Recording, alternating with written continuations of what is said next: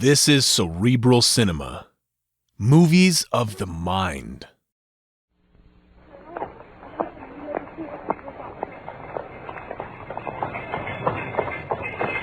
Shabby!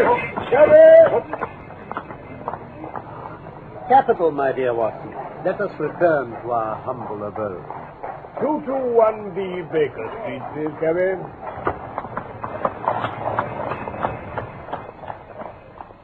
From London, we present The Missing Three-Quarter, a play for radio by Michael Hardwick, based on the short story by Sir Arthur Conan Doyle. The Missing Three-Quarter. Things had indeed been very slow with us. I had learned to dread such periods of inaction, for I knew by experience that Sherlock Holmes's brain was so abnormally active that it was dangerous to leave it without material upon which to work. For years I had gradually weaned him from that drug mania which had threatened once to check his remarkable career, but I was well aware that the fiend was not dead, but only sleeping. Therefore I blessed the hour, on a gloomy February morning some 7 or 8 years ago, that a telegram arrived at Baker Street with an enigmatic message to break that dangerous calm, which brought more peril to my friend than all the storms of his tempestuous life.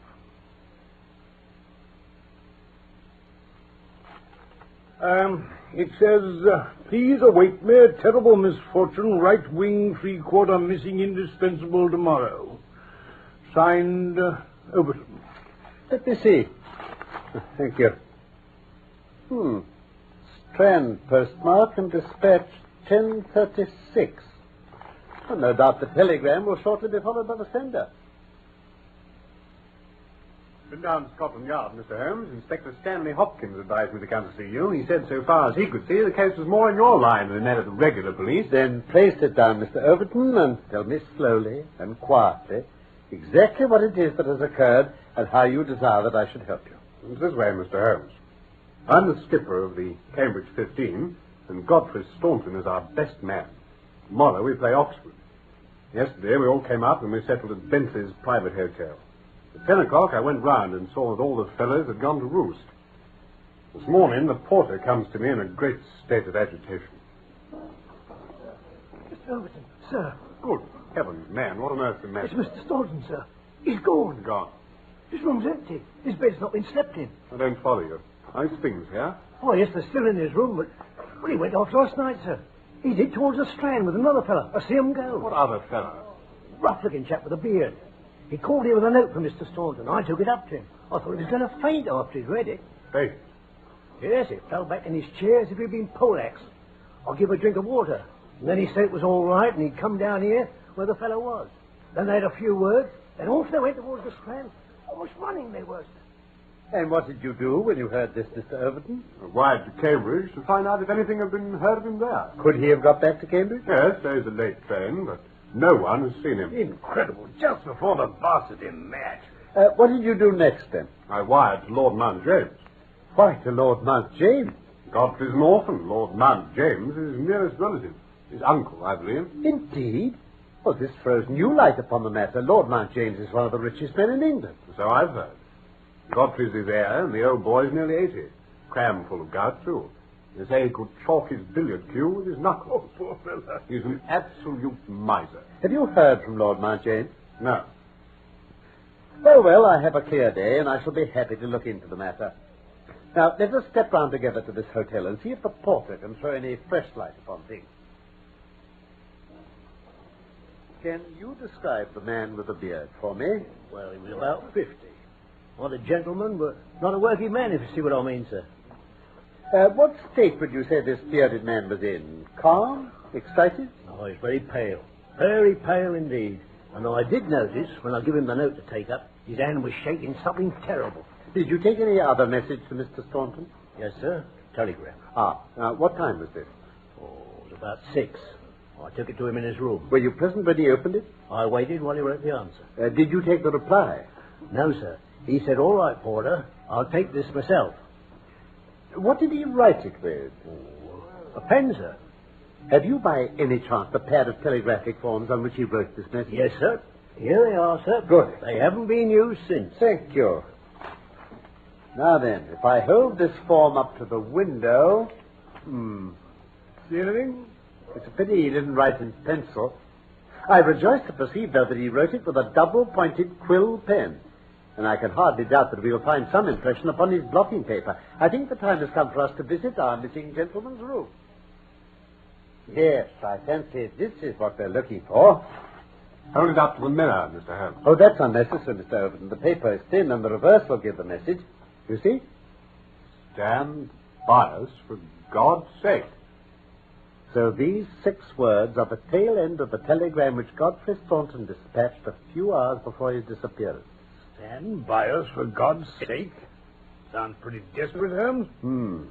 Evidently, he saw a formidable danger approaching from which someone else could protect him. Us. It says stand by us. Yes, Watson. So another person was involved. Man with a beard. Then what is the connection between Godfrey Staunton and the bearded man? And what is the third source from which they sought help against that pressing danger? Well, all we have to find is to whom the telegram was addressed. Exactly, my dear Watson. Your reflection, though profound, had already crossed my mind. But I dare say it may have come to your notice that if you walk into a post office and demand to see the counterfoil of another man's message, there may be some disinclination on the part of the officials to oblige you. Oh, really, Holmes? Meanwhile, I should like, in your presence, Mr. Overton, to go through those papers which have been left upon the table. Certainly. Letters and bills, mostly. No, nothing here. Oh, by the way, Yes? I suppose your friend was a healthy young fellow, nothing amiss with him. Sounds a bell. Perhaps he was not so strong as you supposed. With your assent, I will put 1 or 2 of these papers in my pocket in case they should bear upon our future inquiry. One moment. Who are you, sir? And by what right do you touch this gentleman's papers? I am a private detective, and I'm endeavoring to explain his disappearance. So you are you? And who instructed you, This gentleman, Mr. Staunton's friend, was referred to me by Scotland Yard. And who are you, sir? I'm Cyril Overton, sir. Then it was you who sent me a telegram. My name is Lord Mount James. I came round as quickly as the Bayswater bus would bring me. So, you have instructed a detective? Yes, sir. And are you prepared to beat the costs? I have no doubt, sir, that my friend Godfrey, when we find him, will be prepared to do that. But if he's never found, answer me that. In that case, no doubt his family... Nothing of the sort, sir. Don't look to me for a penny. No, not a penny. I am all the family that this young man has got, and I tell you that I am not responsible. You understand that, Mr. Detective? I quite understand your position. Perhaps you don't quite understand mine. Godfrey Staunton appears to have been a poor man. If he has been kidnapped, it could not have been for anything which he himself possesses. The fame of your wealth has got abroad, Lord Mount James, and it is entirely possible that a gang of thieves has secured your nephew in order to gain from him some information as to your house, your habits, and your treasure. Heavens, sir, what an idea. I never thought of such villainy. What inhuman rogues there are in the world. But Godfrey is a fine lad, a staunch lad. Nothing would induce him to give his old uncle away. I'll have the plate moved over to the bank this evening. And in the meantime, spare no pains, Mr. Detective, to bring him safely back. As to money, well, so far as a fiver or even a tenner goes, you can always look to me. Good day to you.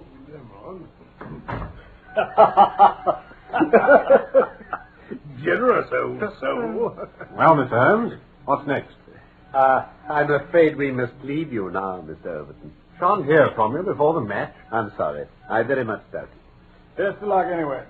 Thank you, Doctor. Bye. Now, isn't there anything we can do about that telegram, Holmes? It's worth trying, Watson. Of course, with a warrant, we could demand to see the counterfoils, but we've not reached that stage yet. I don't suppose they remember faces in so busy a place as a post office. Let's venture it. Can I help you, sir? Oh, I'm so sorry to trouble you. There's some small mistake about a telegram I sent yesterday. I've had no answer. And I very much fear that I'm not permitted to put my name at the end. Could you tell me if this was so? What time was it, sir? A little after 6. And whom was it to? Oh, the last words in it were, "For God's sake." I'm very anxious at getting no answer. Oh, let me see. Ah, here it is. Oh. There is no name at the end. Oh, then that, of course, accounts for my getting no answer. Oh, well, good morning, miss, and many thanks for having relieved my mind. Good morning.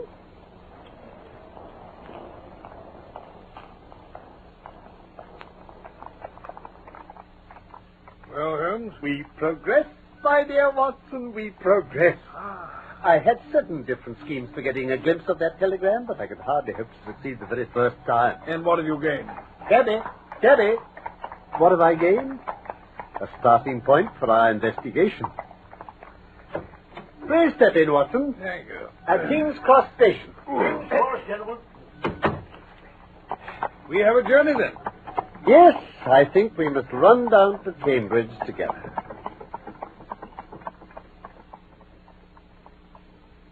Dr. Leslie Armstrong? I have heard your name, Mr. Sherlock Holmes. I am also aware of your profession, one of which I by no means approve. In that, Doctor, you will find yourself in agreement with every criminal in the country. May I introduce my friend, Dr. Watson? How do you do, sir? Of course, I am delighted to meet one of the heads of our profession. Mr. Holmes, so far as your efforts are directed towards the suppression of crime, they must have the support of every reasonable member of the community. Though I cannot doubt that the official machinery is amply sufficient for the purpose.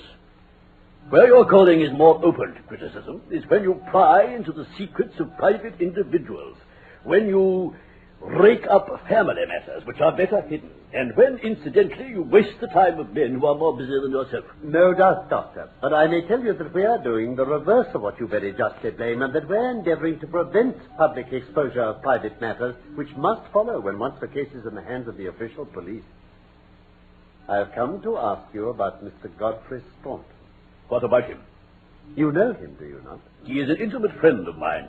You're aware that he has disappeared? Indeed. He left his hotel last night. He has not been heard of since. No doubt he will return. Tomorrow is the varsity football match. I have no sympathy with these childish games.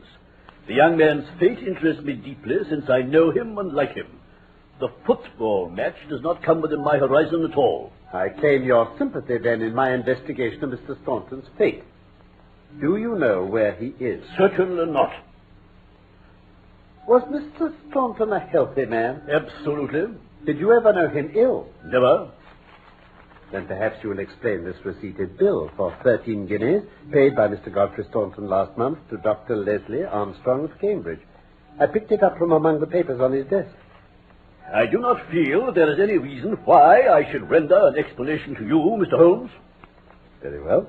If you prefer public explanation, it must come sooner or later. You would really be wiser to take me into your complete confidence. I know nothing about it. Did you hear from Mr. Staunton in London? Certainly not. Dear me, the post office again. A most urgent telegram was dispatched to you from London by Godfrey Staunton at 6:15 yesterday evening, and yet you have not had it. I shall certainly go down to the office here and register a complaint. I will trouble you to walk out of my house, sir. And you can tell your employer, Lord Mount James, that I do not wish to have anything to do either with him or with his agents. Dr. Leslie Armstrong is certainly a man of energy, Watson. I have not seen a man who, if he turned his talents that way, was more calculated to fill the gap left by the illustrious Moriarty. Yes, but what happens now? Oh, my poor Watson. But if you would engage a room in that little inn just opposite Armstrong's house, I may have time to make a few inquiries. Holmes, where have you been all this time? Oh, here and there. Ah, what's that? Let me see now. Carriage and a pair of greys outside the doctor's door. It's been out 3 hours.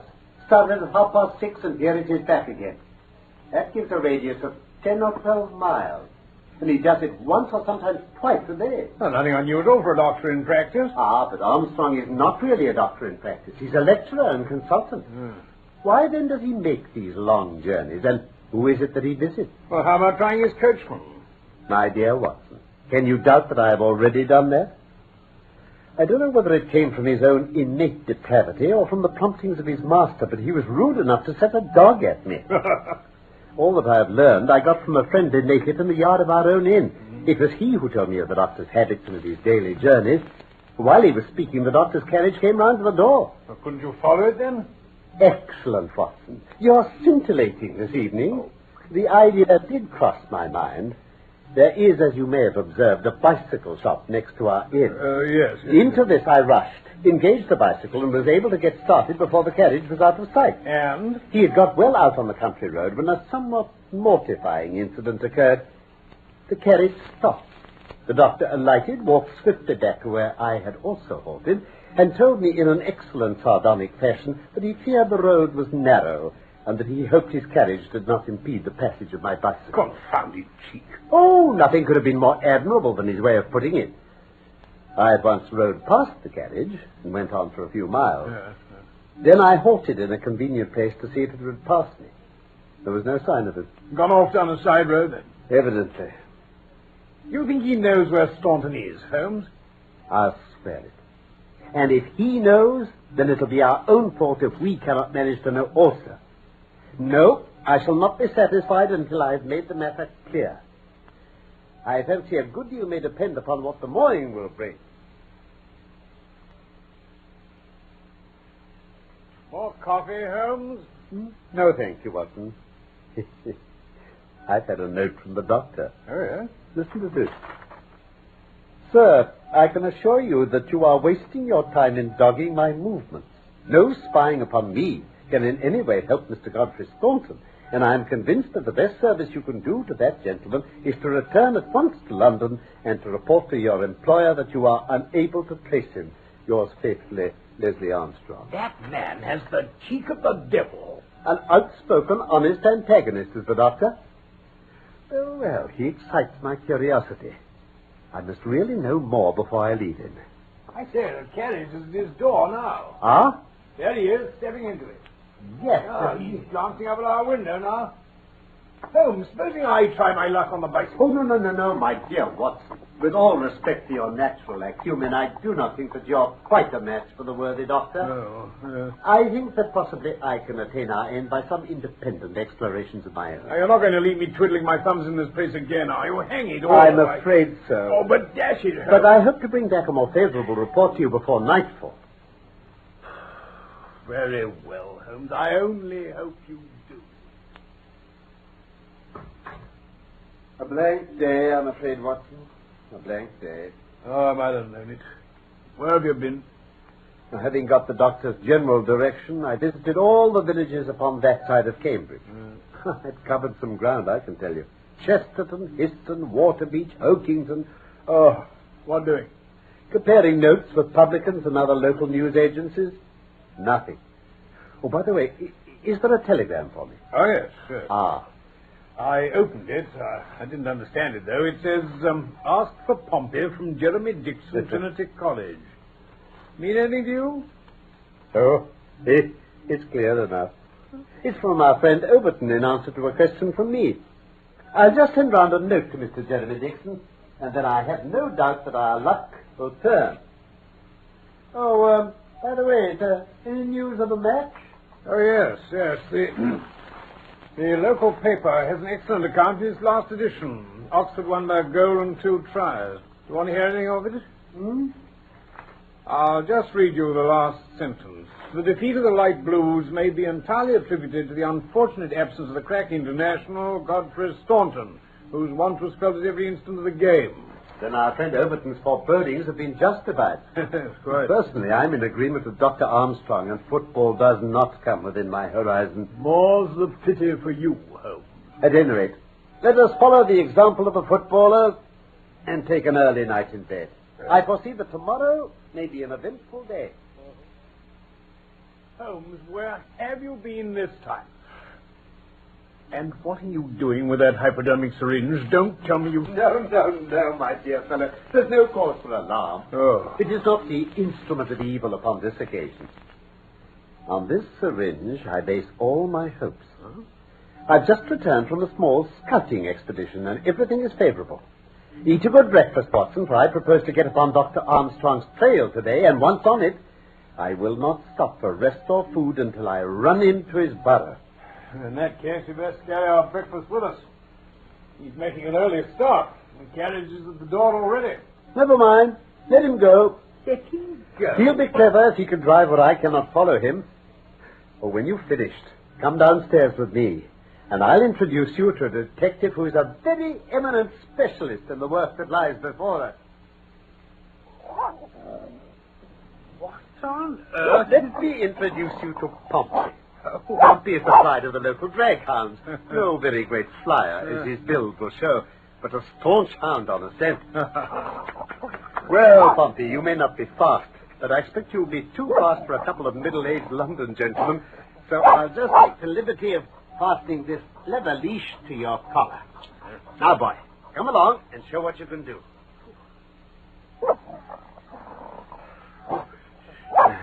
He'll run us off our legs at this rate. What have you done, Holmes? A threadbare and venerable device, but useful on occasion. I walked into the doctor's yard this morning and shot my syringe full of aniseed over the hind wheel of his carriage. A drag hound will follow aniseed from here to John McGrath's. Oh, he's turning off into this lane. What? Hey, Holmes, it goes back almost in the direction of the town. Oh, the cunning rascal. This is how he gave me the slip the other night. This detour has been entirely for our benefit, then. No wonder my inquiries among these villages led to nothing. I'd very much like to know the reason for all this elaborate deception. This should be the village of Trumpington to the right of us. By Jove, here's the brougham coming round the corner. Quick, Watson, quick, for we're done. Into the field.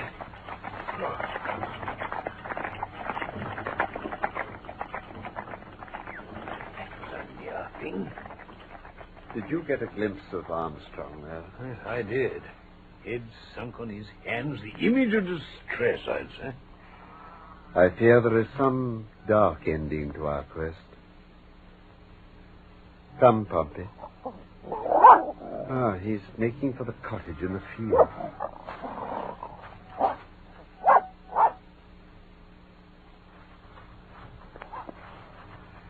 Now we shall see what we shall see. Listen, what's that? The doctor is coming back, Holmes. That settles it. We must see what it means before he comes.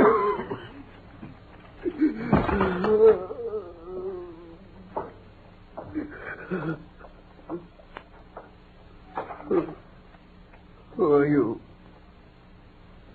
Are you Mr. Godfrey Staunton? Yes. Yes, I am.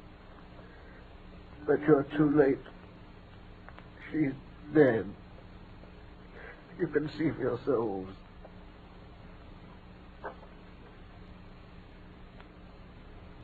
She was very beautiful. And very young. Consumption, Holmes. Without a doubt. We did our best to keep it from everyone. Once a whisper gets about.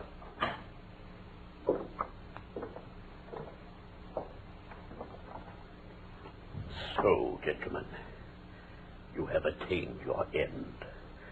You have certainly chosen a delicate moment for your intrusion. Leslie. I would not brawl in the presence of death, but I can assure you that if I were a younger man... Excuse me, Dr. Armstrong. I think we are a little at cross purposes.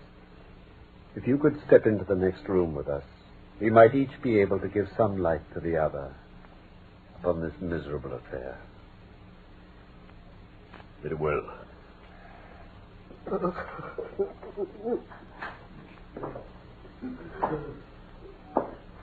Well, sir? I wish you to understand in the first place that I am not employed by Lord Mount James, and that my sympathies in this matter are entirely against that nobleman. When a man is lost, it is my duty to ascertain his fate, but having done so, the matter ends, so far as I'm concerned.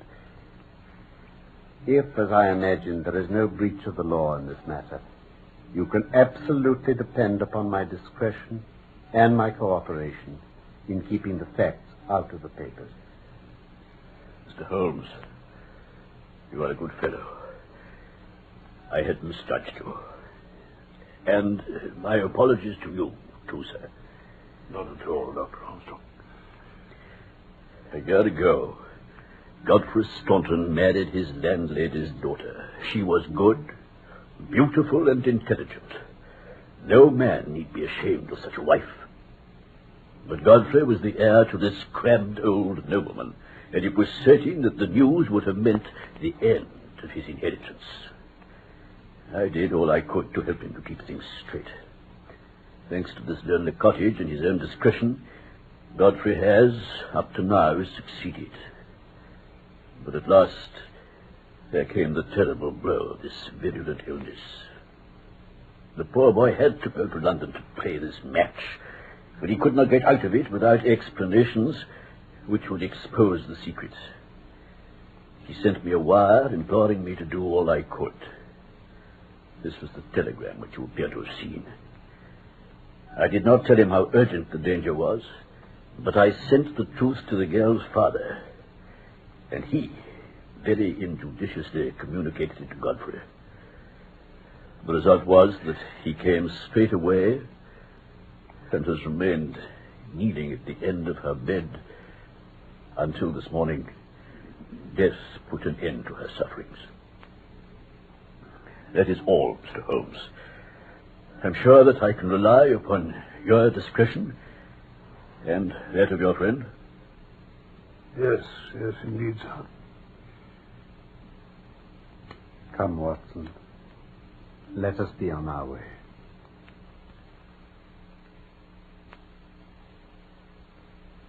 That was The Missing Three-Quarter by Michael Hardwick, based on the short story by Sir Arthur Conan Doyle.